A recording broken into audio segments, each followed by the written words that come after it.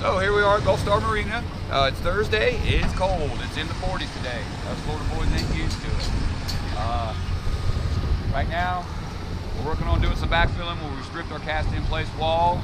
We got a set of cast-in-place stairs that we're working on right over here. We've got our tilt wall panels, the first of them formed up. My rod busters with line steel are in here placing reinforcing right now. These two are ready for them. Got 4 coats of bond breaker in there. We're using a Knox Creek Silico Seal 2000. Had great luck with it in the past. Also very environmentally friendly, non-VOC.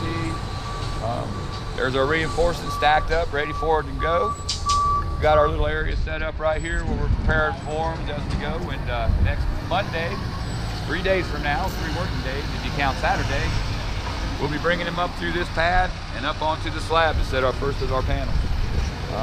Everything's kind of coming in together just in the nick of time, but that's how we do things sometimes. Keep progressing.